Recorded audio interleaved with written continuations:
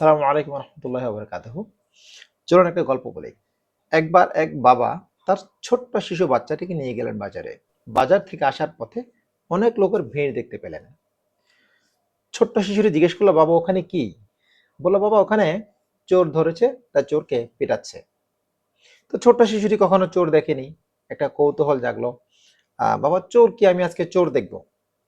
বাবা বলল, দেখো বাবা, এটা তো অনেক ভিড়, ভিড়ে তো তোমাকে নেওয়া যাবে না। বললো, না আমি চোর দেখবো।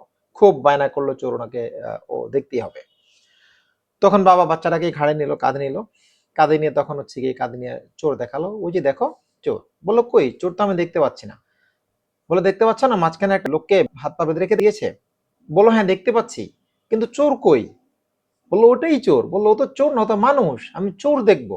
এতক্ষণ ধরে সবাই মিলে বাজারের সবাই ওকে হাত পা বেঁধে পিটালো, চোর কিন্তু একটুও কাঁদেনি, কান্না করেনি। যখনই বাচ্চাটির কথা চোরের কানে গেল, তখনই লোকটি কেঁদে উঠলো যে, হায় রে, আমিও তো মানুষ, এতগুলো মানুষ আমাকে পশুর মতো করে মারলো, কেউ বুঝলো না। একটি ছোট্ট অবুঝ শিশু বুঝলো আমি মানুষ, আর কেউ বুঝলো না। তো বোঝার বিষয় এটা, আমরা আসলে মানুষকে কখনো কখনো মানুষ বলে মূল্যায়ন করি না। একটা পশুর থেকেও অদম বলে তাকে আমরা বিবেচনা করি, যখন আমাদের হিতাহিত জ্ঞান থাকে না, অথবা আমরা রেগে যাই ওই সময়টায়।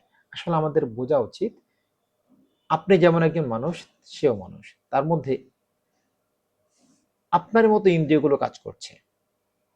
আপনি যদি কাউকে মূল্যায়ন করতে না পারেন, তাহলে আপনাকেও সেই সময়ের ব্যবধানে আপনাকে অনেকে মূল্যায়ন করবে না।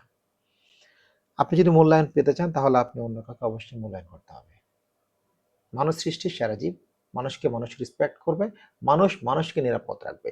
কিন্তু দুঃখের বিষয়, আজ পুরো পৃথিবী জুড়ে মানুষের কাছে মানুষ অসহায়। মানুষকে যখন মেরে ফেলা হয়, একজন মানুষ মানুষ মনে করে না, মনে হচ্ছে তাকে একটি মাছ কাটা হচ্ছে, অথবা একটা মুরগি।